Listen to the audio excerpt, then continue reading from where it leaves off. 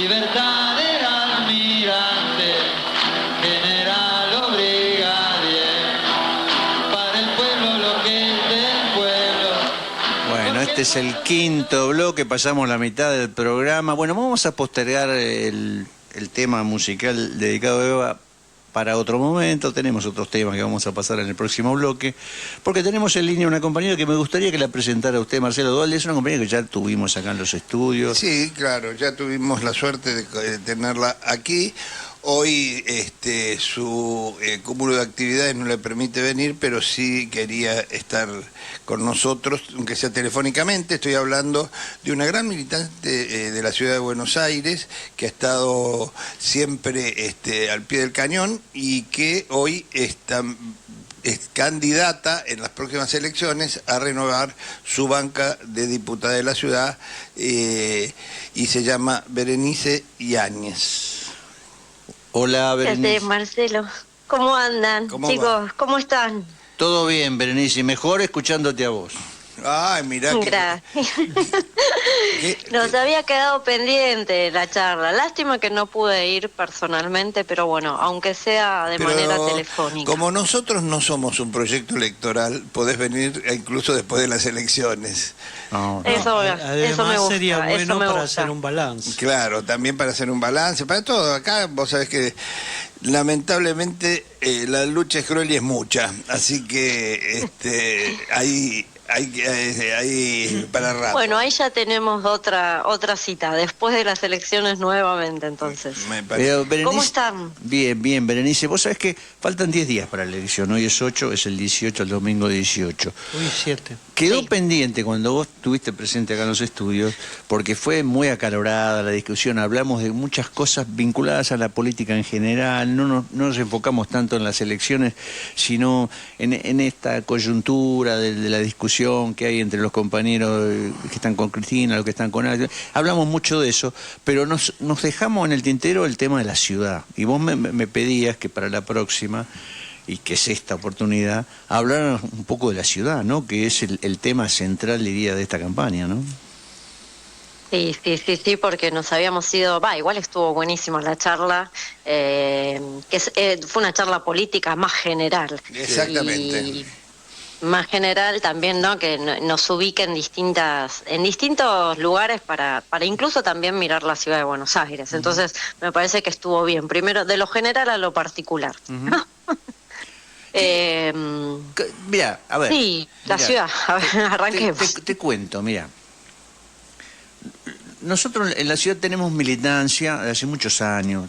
Yo soy de la zona de Villa Crespo, pero participamos en un mercado de economía solidaria que es el único de la ciudad de Buenos Aires, que está en Bonplan, entre Gorriti y Honduras, ahí en la zona de lo que se llamaba Palermo Viejo y ya llaman Palermo Hollywood, que es un mercado municipal. Sigue siendo Palermo, de nada de Hollywood, ni de Soho, ni de nada de esas cosas. Ayer estuvimos... Tonterías de las inmobiliarias para levantar el precio. El precio, sí. Te voy a decir que ayer cometimos el pecado con Marcelo y el compañero Pascual, que está acá en la mesa con nosotros, de hacer un asadito ahí.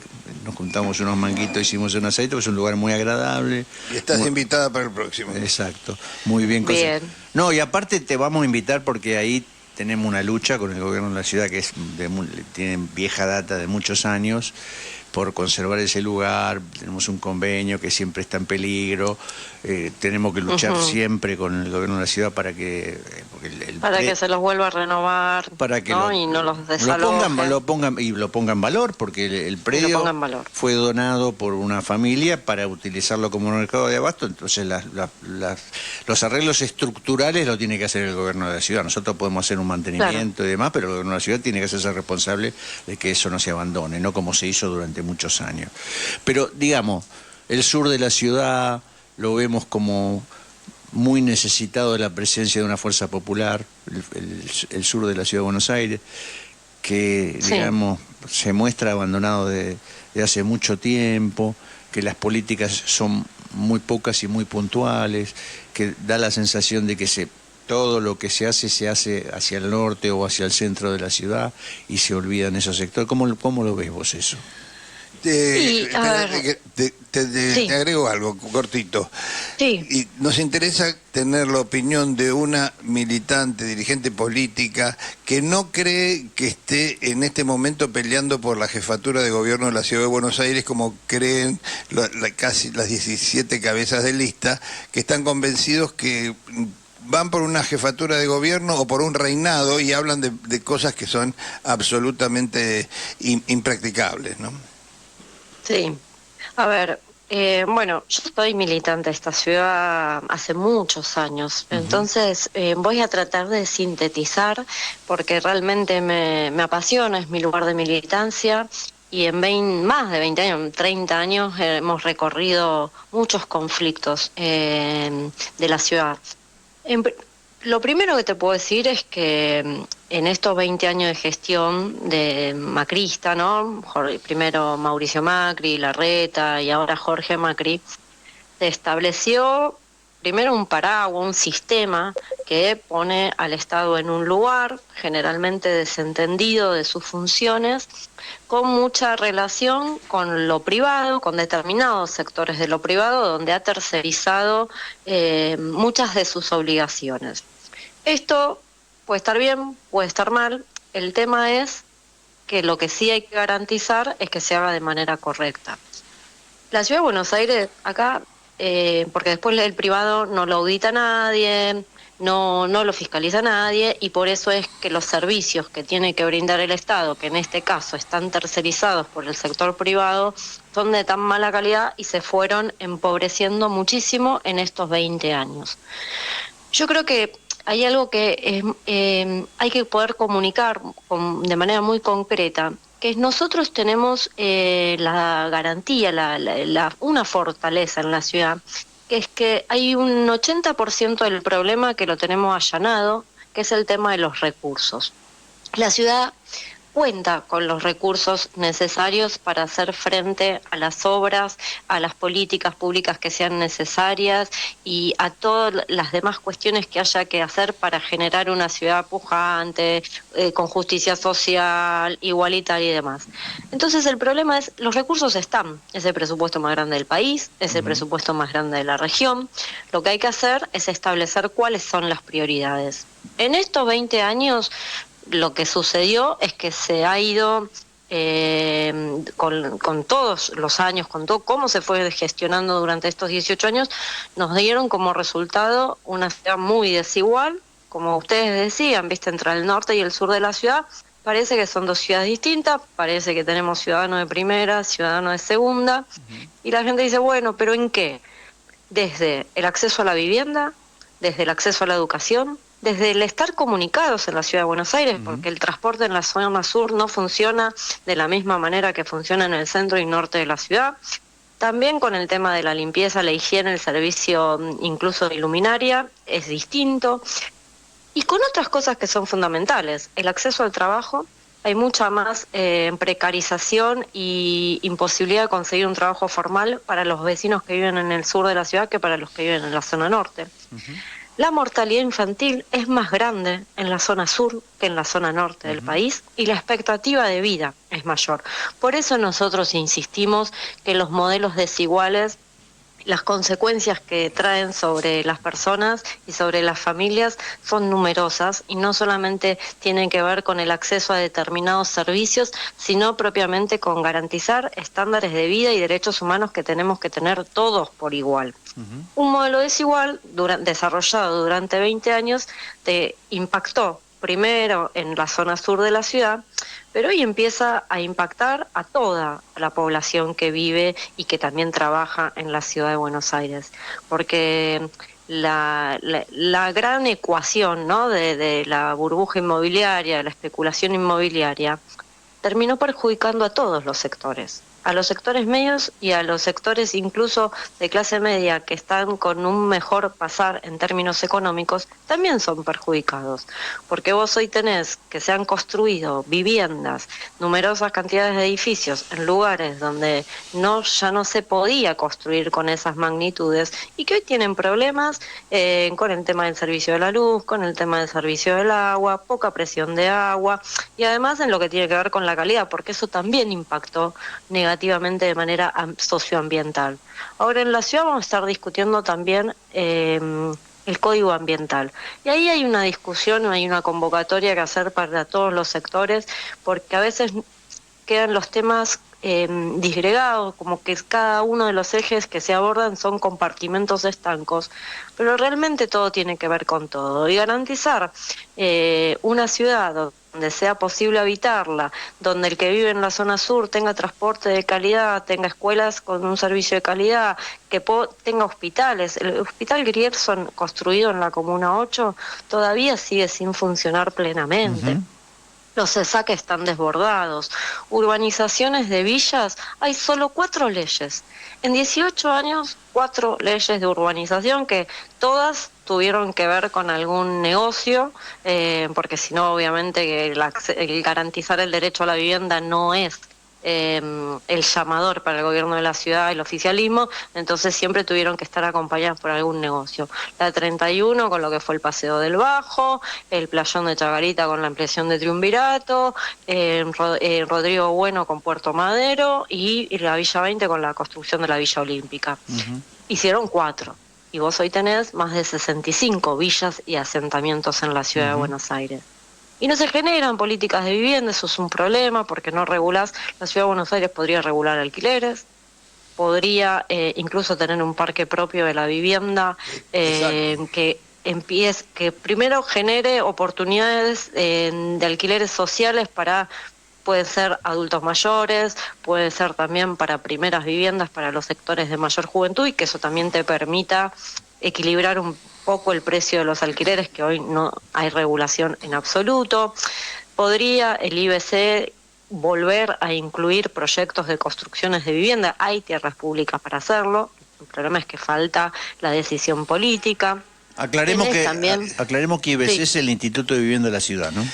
Exacto, que hace años no construye vivienda, ¿viste? Te agrego una opción que también sería digna, que hoy es el aniversario de nacimiento de Evita, que Evita creó 3 hogares para madres solteras hasta que tuvieran ya posibilidades de ubicarse de otra manera, y podría tener el gobierno de la ciudad algún lugar para que se establezcan las personas con necesidad de estas características, ¿no? Sí, de hecho, por ejemplo, bueno, yo digo el tema porque realmente creo que hay un montón de cosas para hacer en la ciudad, sobre todo porque los recursos están. Entonces a uno le da más bronca, ¿viste? Porque quizás en otro rincón del país es difícil, ¿viste? Pero acá está la plata, acá está. Y se la llevan siempre lo mismo. Te quería por eso, Veré. Vos dijiste que es el primer presupuesto del país. Yo tenía entendido que era el tercero. Primero el nacional, segundo el de la provincia de Buenos Aires y tercero el de la ciudad de Buenos Aires. Sí, pero en proporción con la cantidad de habitantes es el más alto. Cápita, medido per cápita, ¿no? Claro, medido per cápita. En proporción sí, pero además es muy alto en relación... comparable con un presupuesto de una ciudad europea. Claro, sí, compite con algunas ciudades europeas. Claro, porque vos lo que comparás es lo que... Claro, lo que le correspondería a cada habitante de ese presupuesto, entonces te da una proporción muchísimo más alta. Ahí te das cuenta que con ese presupuesto vos podrías incluso tener una política que por lo menos mitigue los efectos del gobierno nacional. Uh-huh. ¿Por qué la ciudad no hace un refuerzo alimentario para los jubilados y las jubiladas que cobran la mínima? ¿Por qué la ciudad, como incluso lo hizo el gobernador de la provincia, Axel, por qué la ciudad no es garantía para que se pueda acceder a los medicamentos gratis los jubilados y jubiladas, que hoy sabemos que se están dirimiendo si entre compran un medicamento, compran comida o alquilan una habitación? ¿Por qué no tenés subsidiado el transporte para los jubilados, por lo menos en términos de subte? Todos proyectos que están presentados, que los estamos discutiendo, ¿viste? Son ideas que existen, son cuestiones que uno pelea con el Ejecutivo y que da la discusión en el Poder Legislativo, que es lo que me toca a mí, de llevar mayores niveles de igualdad y de oportunidades en la ciudad de Buenos Aires. Yo te puedo hablar de millones de fallas. Nunca se habla de una ciudad productiva. La ciudad nunca se la acorrala en una cuestión que es básica para cualquier desarrollo de cualquier comunidad, que es la generación de empleo. ¿Qué política tiene hoy la ciudad de Buenos Aires para generar empleo con condiciones de dignidad? Ninguna. Vos fíjate que tuvieron vacante el Ministerio de Desarrollo Económico después de que se fue el Pampito, no sé cuánto tiempo, y hoy el ministro es candidato. Entonces también es como, bueno, no son temas prioritarios.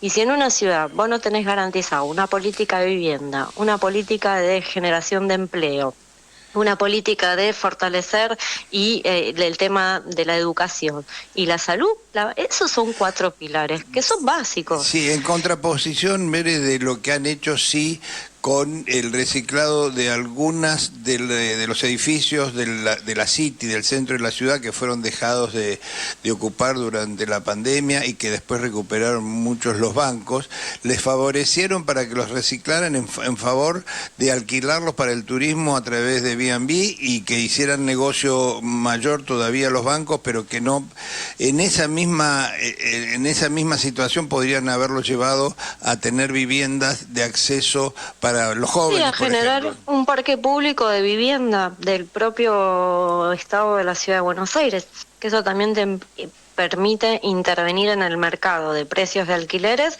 Obviamente, con una oferta que te baje el precio. Hoy nada, mira, yo estoy en una situación que también me tengo que mudar. Hoy lo que no es alquiler temporario, te lo alquilan en dólares, y lo que no es alquiler en dólares y temporario es contrato para 1 año.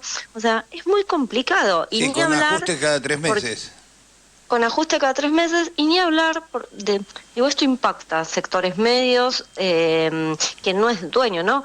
Y los sectores populares, en los alquileres, en las villas, vos tenés una gran población de personas que están endeudadas, y el endeudamiento esto es en estudios específicos de ASIG, del CELS, sobre alquileres en barrios populares. La mayor endeudamiento que se corresponde en las familias es por el tema de alquileres. Y además tenés la complicación de que en muchos lugares no te dejan alquilar con pibes, si tenés pibes es más dificultoso, porque bueno, también hay un montón de cosas que a veces se desconocen, que incluso vos mencionabas lo de los hogares para madres solteras. La ciudad ha puesto ya 47 centros de inclusión que son para las personas en situación de calle. Pero ¿qué pasa? A realizarlos no se hace poniendo a la persona con su condición humana en el centro de la política. Entonces, ¿qué pasa? Terminan siendo lugares en los que las personas no quieren ingresar porque a veces son vulnerados sus derechos y porque tampoco hay una política integral.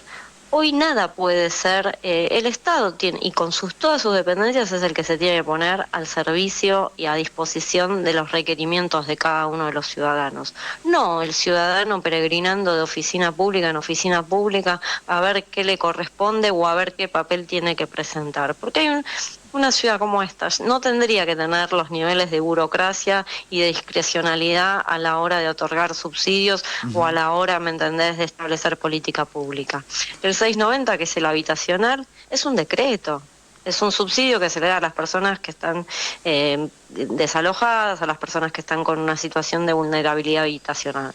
Bueno, es un decreto, el monto no está atado a ningún índice, entonces ahí ya tenés algo que, viste, no sabe cuándo aumenta, te queda siempre atrasado. Cuando se genera el aumento, automáticamente los hoteles, que son los que generalmente alquilan a partir del habitacional, que son una gran mafia y que nadie los regula tampoco, vuelven a aumentar el precio de la habitación.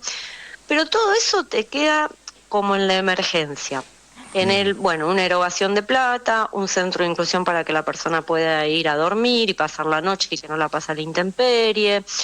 Ahora, el punto es que con la capacidad que hay acá en la Ciudad de Buenos Aires tendríamos, y habiendo estado 18 años de gobierno, imagínate si vos hubieras tenido una proyección de políticas, ¿me entendés?, una evaluación de impacto de eso y poder haber trazado lo que es el sueño de cualquier espacio político, ¿me entendés? Sí. Poder mantener una continuidad en las políticas, ver cuáles son los aciertos para potenciarlos, ver en cuáles fueron los errores para anularlos. O sea, vos tuviste 18 años, más que tiempo de sobra, para poder atacar cuestiones que son específicas de algunas poblaciones muy reducidas y también medidas generales que tenían que ver con lograr una planificación de la ciudad a 20 años. Sí. Bueno, esto en ningún momento se hizo. Por eso hoy tenés el quilombo, ¿me entendés?, ambiental que tenés, el quilombo de la construcción que tenés, la falta, ¿me entendés?, de servicios públicos que sean de calidad porque lo tercerizaste todo y todo terminó siendo un curro lo que comen los pibes en los colegios. Mis pibes van al colegio público, a 3 niveles distintos, ¿me entendés? O sea, tengo uno en la primaria, otro en la secundaria, bueno, el otro ya va a universidad. Pero lo que comen los pibes no es comida, no es comida. Y pagamos un montón de guita por eso. Y pagamos un montón de guita por eso. Berenice, es difícil interrumpirte. Ya lo comprobamos. Perdón, sí, yo me voy porque... Lo comprobamos acá en los estudios. Me apasiona, ¿viste? No, se nota y hay mucho por hacer acá. Se nota y lo valoramos muchísimo. Pero me gustaría detenerme en algo que es hasta transversal entre el pensamiento de derecha y popular en la Ciudad de Buenos Aires, que es la enorme cantidad de personas en situación de calle que hay en Buenos Aires, ¿no? Es enorme. Y en barrios inesperados se ve gente en situación de calle, no en barrios en que en otra oportunidad vos no lo observabas. Y yo creo que la modalidad está muy influida por las acciones del gobierno nacional, por supuesto, por la crisis económica que fomenta y alienta el gobierno nacional, ¿no?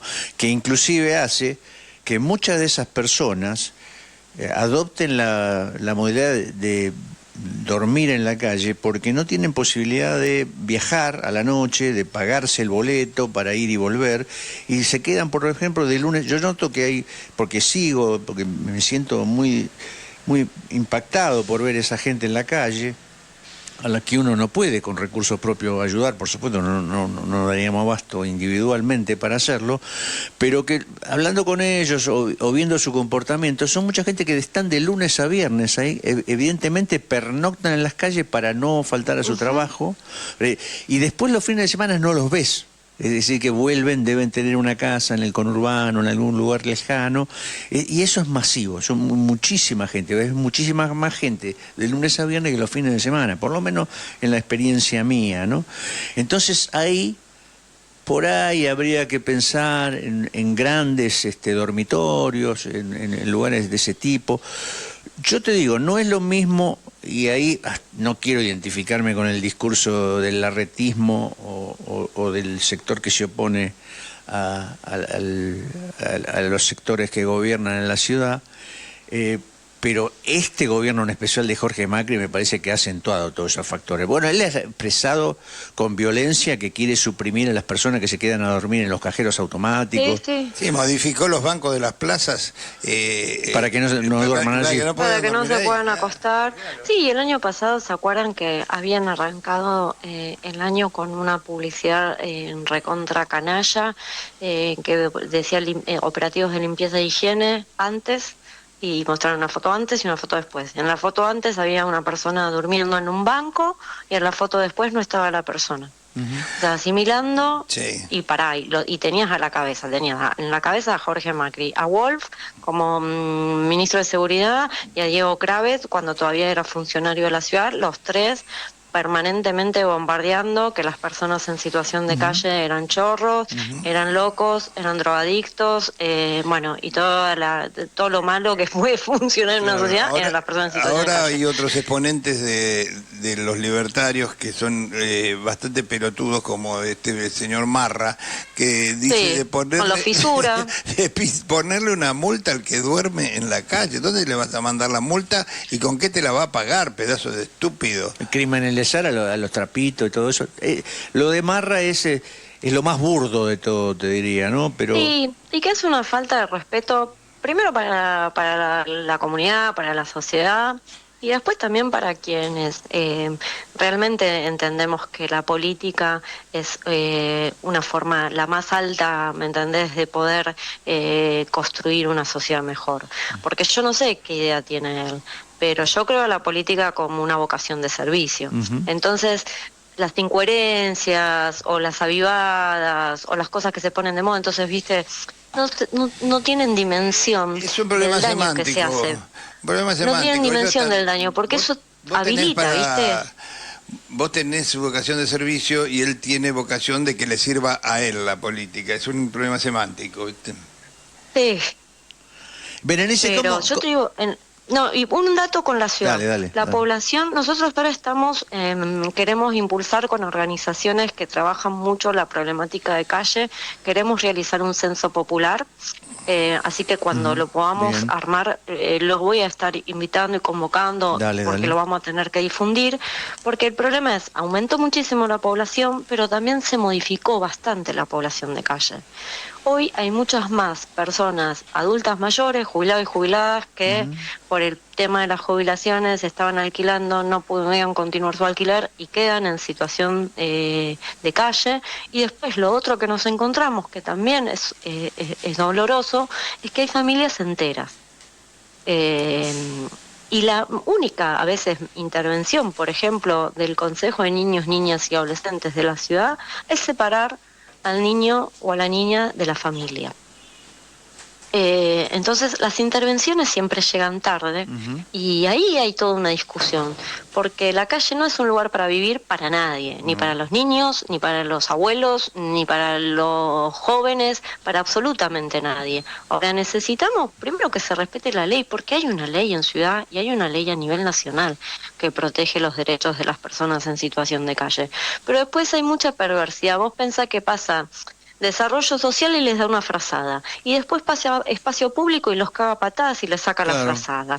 Si vos llamás al SAME porque tenés una persona que requiere un servicio de salud, bueno, acá te da el punto de canallismo total. No la suben a la ambulancia porque quizás la persona quiere ingresar con su frazada y con su cartón. No. ¿Y sabes cuántos casos de denuncias que hemos realizado nosotros? Porque se ha requerido el traslado a un hospital y no se lo han querido subir porque tenían un cartón y una frazada. Que son las únicas pertenencias que tienen estas personas. Y que cuando vos ingresás a un centro de inclusión porque tenés noches muy frías o porque estás cansado de parar en la calle, entonces ingresás a un centro de inclusión, ¿dónde te metes el carro con el que laburás? Porque no tenés lugar para guardarlo, porque no hay lugares para guardar pertenencias. Entonces es como, son centros que hay que ir mejorándolos. Los que están, bueno, bien, existen. A mí la verdad que prefiero hacer política no contradiciendo todo, no negando todo, sino bueno, los logros, hay que agarrarse de los logros, pero hay que mejorarlos. Porque si nosotros hacemos centros de inclusión, pero no entendemos que esas personas no podemos tratarlas como si se tratara de un campo de refugiados donde se les da un plato de comida y se las tiene cautivas ahí, sino que hay que meter profesionales, equipos interdisciplinarios, fortalecer el tema de que consigan su documentación, que puedan acceder a un servicio de salud, que si hay familias, ver el tema de las vacantes con los pibes para que retomen la escuela, que se los capacite con talleres de oficio. Bueno, ahí vos querés solucionar el problema de verdad. Lo otro es, bueno, vamos emparchando, vamos generando políticas que en vez de modificar la situación de pobreza y de vulnerabilidad de determinados sectores, lo único que hacen es perpetuarlo. Entonces yo quiero políticas públicas que modifiquen realidades, no que perpetúen la realidad que conocemos hoy, que es un desastre. Volviendo un poco al principio y uniéndolo con lo que acabas de decir, si en lugar de aceptar, como hace incluso Santoro, la tercerización de los servicios de la Ciudad de Buenos Aires, si abriera realmente la posibilidad de incorporarlos al gobierno de la ciudad con todos los beneficios que deberían tener los trabajadores, no sería más oportuno, porque además muchos de esos que están durmiendo en la calle hoy podrían tener la posibilidad de acceder a un trabajo, pero lo que pasa que en la medida que esté en manos en manos privadas, primero hay una explotación de los trabajadores en esas empresas y segundo hay una deficiencia muy notoria del resultado de las actividades para los que se los contrata, ¿no? Sí. Y por lo tanto hay que revisar cada uno de los contratos, porque incluso nosotros hemos también presentado un proyecto que tiene que ver con la inclusión laboral para personas en situación de calle, que tiene que ver con decir, bueno, acá desde que el hombre es hombre, el ordenador del trabajo es clave para desarrollar a un proyecto de vida y un proyecto de comunidad, es clave. Entonces es fundamental que, por ejemplo, no sé, en los centros de inclusión, está tercerizada la limpieza, está tercerizado la comida. Bueno, ¿por qué no pensar que a través de capacitaciones, a través de talleres, porque atrás de cada persona que está hoy en situación de calle hay una historia, hay una trayectoria, hay muchas cosas a subsanar, ¿no? Hay muchos problemas de salud mental, hay un índice muy alto también de consumo problemático. Entonces hay que reconstruir la autoestima de esa persona. Pero a veces se hace de un escritorio y se desconoce las batallas que cada persona tiene que llevar adelante, o para dejar de consumir, o para volver a reinsertarse en el mundo, o para volver a tener diálogo con el resto de una sociedad que le es muy hostil. Bueno, quienes pensamos en política tenemos que tener en cuenta todas esas cosas, porque si no todo queda... todo es cartón pintado, ¿viste? Y no ataca la profundidad de los problemas, que es más complejo, que vamos a necesitar tiempo, muchas personas, muchos profesionales, una sociedad y una comunidad que acompañe esos procesos, sí, pero vamos a obtener resultados concretos y a largo plazo y que se puedan mantener sobre todo. Berenice, bueno, ahora te voy a pasar por un compañero que está acá en la mesa con nosotros, Pascual, que es un voto a convencer, porque Pascual no está convencido todavía, pero dentro de la diversidad de nuestra mesa, no, es un compañero más que tiene su mirada y su opinión, y te va a hacer alguna consulta. Bien. ¿Cómo estás? Hola, Pascual. ¿Todo bien? Mira, Pascual, que yo voy número 10. No. Muy buena la autodefensa. Sí, no era mi intención hacerte responsable ni por la estrategia de campaña, y mucho menos por algunos planteos de lo que es la cabeza de lista en este caso. La verdad que en general lo que encuentro es mucha apatía en la ciudadanía de la ciudad respecto a las elecciones. Sí, sí. No sé si lo notás vos, Berenice, eso también. Mucho desconocimiento, mucho desconocimiento. Bueno, el ejemplo más brutal, en todo caso, fue el de Larreta en el mercado de Liniers y... de Matadero, y le reclamaban como si era jefe de gobierno todavía, porque la verdad que el Macri que está es invisible. Mejor no mirarlo mucho. A mí verdaderamente no me gusta la campaña de Santoro. No, yo quiero votar. ¿La campaña en general o la campaña específicamente de nuestra lista? No, lo que pasa es que lo que es más visible, claro, Berenice, es la cabeza. Leandro. La cabeza, Santoro, claro.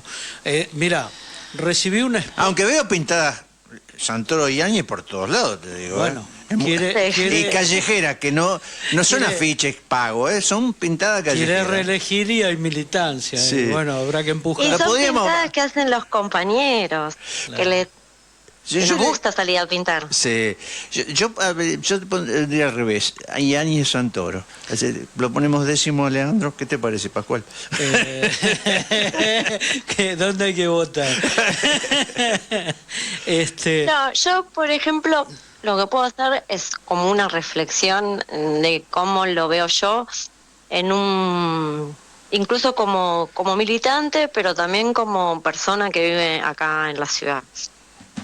Que primero una cuestión que tenemos, que el PRO yo entiendo que está cumpliendo un ciclo acá y que eso hay que aprovecharlo, porque también se fue haciendo un trabajo a veces tienen más visibilidad determinadas posiciones, pero yo creo que nuestra fuerza, no solamente con quienes son legisladores o candidatos actualmente, sino con un conjunto de compañeros y compañeras que militan en el territorio, abordando todas estas problemáticas que mencionábamos antes, que tenemos la oportunidad primero de ponerle un punto al PRO de fin de la historia esta, ¿viste? 20 años ya es un montón.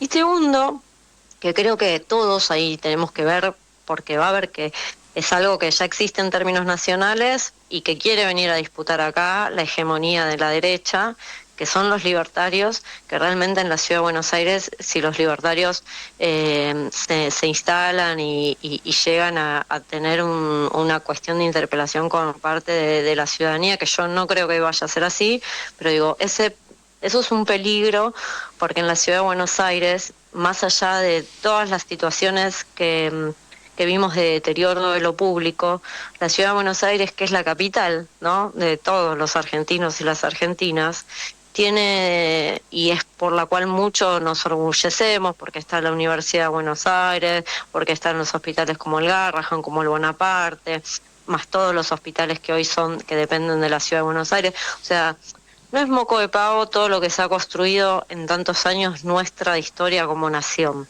Bueno, en la Ciudad de Buenos Aires hay un reservorio de todo eso. Si caen acá los libertarios, vamos a perderlo. Entonces, ahora, para mí hay como una contradicción principal. Permíteme, ¿no? Yo te corte ahí. Cuando vos planteás, que es lo que a mí no logra convencerme, estas son elecciones a legisladores, es decir, a legisladores, a concejales, sí. Con lo cual, ganar no se va a ganar nada. En todo caso... aumentar la cantidad de legisladores. Sí, que no vas a modificar en todo caso no. La composición de la legislatura en un sentido de hegemonía de los sectores de derecha. Digo, esto como análisis básico. El problema que tengo yo en particular y que tienen algunos compañeros es ¿a dónde va dirigida la campaña? Que yo entiendo que no lo vas a modificar vos, que esto ya está resuelto y está en marcha. Primero a los sectores medios altos de la sociedad. Yo, la verdad, recibí unos spots, uno donde una persona parecía que le hablaba a un analista, hacia un psicólogo, un psiquiatra, y hablaba sin la F. Yo te juro, lo vi hasta el final, pero me pareció terrorífico porque nadie va a mirar eso. Incomprensible, requiere de un manual explicativo del spot. No lo vi, la verdad que no lo vi. No lo vi. Bueno, realmente no lo vi. Se lo paso a Marcelo. Pero ¿por qué te llegó a vos que no sos de la clase media alta, Pascual? Me llegó a través de un grupo en el que compartimos bien. Con estos amigos radicales que son el candidato de Santoro. Sí, bueno, esta es la realidad. Ahora, después vino el de la motosierra, que a vos te gustó, Guillermo. A mí me gustó. Sí. A mí no. ¿Será porque yo... A mí tampoco, me parece sobreactuado, una cosa tan... No, pero lo hubiera hecho... Yo creo que el símbolo de la motosierra, la idea está buena. El único problema es que, bueno, Santoro, como técnico mecánico, no... No, pero además no necesita... Pero tampoco es un actor. No necesita que sea técnico mecánico, ¿no? Pero... Este planteo, yo estoy cansado, hoy lo decía en el programa acá con los compañeros, yo estoy cansado de votar con el broche en la nariz. A mí me preocupa mucho que nosotros llevemos representantes, primero que son resueltos de la manera que se resolvió las candidaturas en la Ciudad de Buenos Aires. ¿Viste? Uno dice, bueno, pero estamos en campaña, no conviene, ¿viste?, discutir estas cosas. Lo que pasa es que nunca conviene discutir estas cosas, esto es lo grave, donde se decide lapicera mediante, y la verdad es de una manera poco democrática. Bueno, ella fue víctima de la lapicera. Claro, pero además, por eso también hubo cierta dispersión en otros grupos que sacarán pocos votos, pero donde te saquen 5 puntos, 4 puntos, es un tema. Sí, que yo creo que pero ahí... te digo más grave todavía para mí, que es lo que a mí me preocupa. El día de ayer en la Cámara de Diputados de la Nación hubo una foto institucional donde se constituyó la Comisión de Amistad con el Estado de Israel, donde están 5 legisladores de Unión por la Patria, y en este contexto en particular. Digo, Santoro va a ser elegido como legislador, o sea, el 10 de diciembre no va a ser más diputado nacional. Con lo cual, la pregunta que yo digo, pero ¿qué necesidad tenía? Y a mí me preocupa porque el Estado de Israel, que es con Netanyahu a la cabeza, cometiendo un genocidio fenomenal en la Franja de Gaza, que intenta ocupar directamente todo el territorio. Yo un apoyo, la verdad, al Estado de Israel, a mí yo comparto que eso fue innecesario, sí. Pero bueno. Sí, a ver, es yo mucho te puedo... más que innecesaria, es un agravio, me parece, en este momento, ¿no? Sí, Sí, yo te puedo responder en términos de la campaña, en términos generales. Vos planteabas el armado de la lista, la representación de cada uno de los sectores. A ver, como representante del axelismo en esta lista, te puedo hablar yo. Que hemos considerado la unidad en la Ciudad de Buenos Aires como un aspecto fundamental, más allá del lugar que nos tocara ocupar en la lista, pero nosotros creíamos importante sostener la unidad del campo nacional y popular. ¿Por qué? Porque por todo lo que hablamos antes, ¿me entendés? Sí. Porque también hay que, y eso también lo demuestra, porque hoy estamos en elección, pero durante los 2 años que no tenemos elecciones, los distintos miembros de la lista, los distintos compañeros y compañeras, muchos venimos trabajando muchísimo.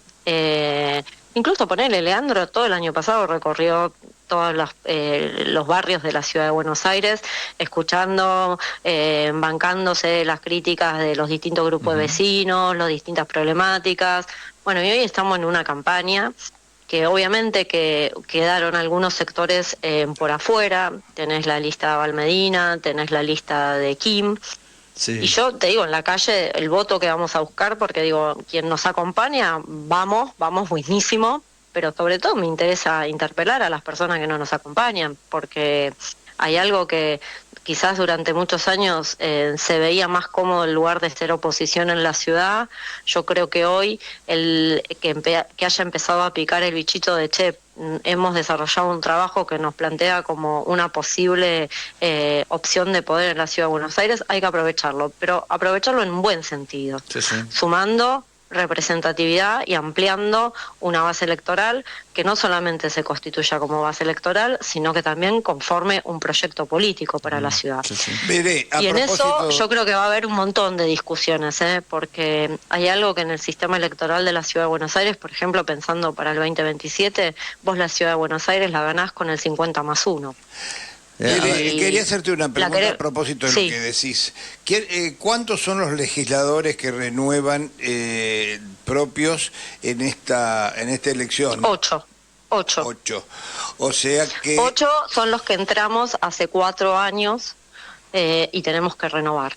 El número de 8 legisladores. Sí. Así que bueno, ahora veremos si podemos superar eso. ¿Por qué? Porque hay algo que con lo que decían antes del tema de que no es una elección ejecutivo y es una elección legislativa, por lo tanto tiene que ver con la composición de las cámaras. Algo que a veces, obviamente, que una elección de medio término a la población en general le importa mucho menos que una elección ejecutiva. Sí. Y está bien porque porque obviamente una implica una cosa y otra implica otras. Ahora, yo te digo, por haber estado 4 años ya en la Cámara, en la legislatura de la Ciudad de Buenos Aires, y te digo que te modifica sustancialmente, incluso al Ejecutivo, un bloque mayoritario con el que se tengan que sentar a discutir y con el que tengan que sentarse a negociar. No cabe la menor porque yo, por ejemplo, el año pasado nosotros estuvimos a un voto de conseguir que se reconozca a los enfermeros y a enfermeras como profesional médico de la salud. Sí. A un voto estuvimos, ¿me entendés? Y eso es una deuda que tenemos con los enfermeros y en las enfermeras, que lo hemos aplaudido en la pandemia y que después el Ejecutivo local se encargó de reprimirlos en cada una de sus movilizaciones y seguir sin darles una dignidad salarial que vaya acorde al laburo que desarrollan, tan fundamental para la vida de cualquier persona, ¿viste? Entonces, el Código, por ejemplo, de Planeamiento Urbano, también fue una discusión sumamente meticulosa con cada uno de los bloques en los cuales ellos, al tener la mayoría, avanzan.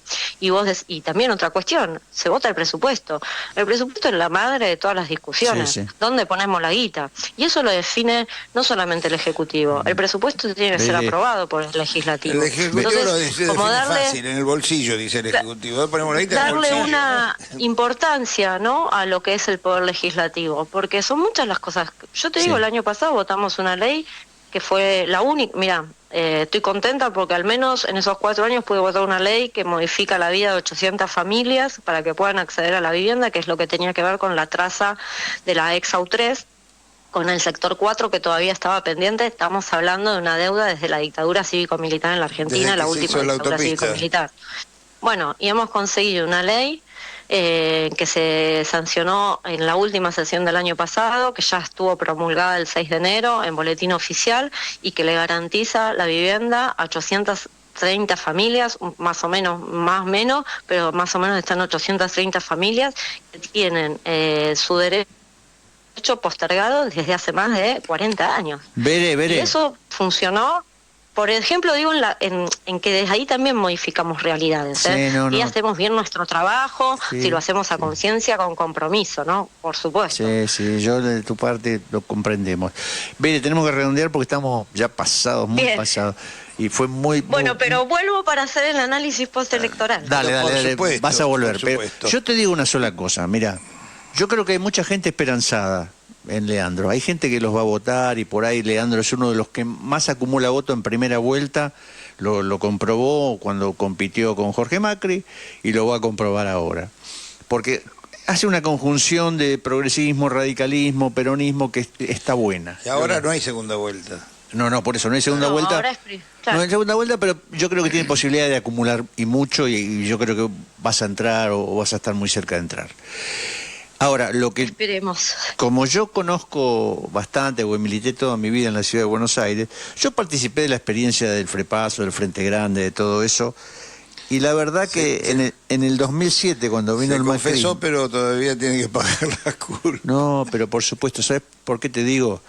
Porque no puedo sacar de mi retina, de mi memoria, cuando después de la tragedia de Cromañón, Aníbal Ibarra, en vez de ir a ver a los familiares, a los que habían sufrido la tragedia, se fue a ver a los dueños de los boliches.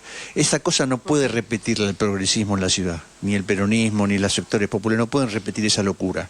Eso es lo que yo pido para el futuro de una fuerza que va a tener una característica parecida a la que tuvo esa fuerza, que yo la vi desde sus inicios y que derivó en eso que finalmente nos frustró y nos dejó la derecha gobernando 18 años, ¿no? Hay que ser realistas en ese sentido. Bueno, pero para eso tuvieron que haber las traiciones habituales en el peronismo para que la derecha pueda avanzar, porque si no hubiera sido por las traiciones del peronismo, no hubiera... Había un dirigente de Matadero, que no sé si te lo conoces, Ritondo, que fue uno de los protagonistas iniciales. Hubo cosas imperdonables, como por ejemplo el Chango Farias Gómez, que votó en contra de Ibarra, y el otro, ¿cómo se llamaba? El otro... otros más, otros más, la lista es larga. Bueno, Bere, muchísimas gracias, te esperamos acá en los estudios. Gracias, compañeros. Bueno, y después del 18 nos volvemos a cruzar. Por supuesto. Hacer un análisis de cómo sigue esto. Acá algunos votos vas a tener. Si de acá al 18 querés transmitir algo, también podemos hacerte un... Después me pasan el teléfono de Pascual, que le voy a seguir la discusión. Así Dale. Te esperamos.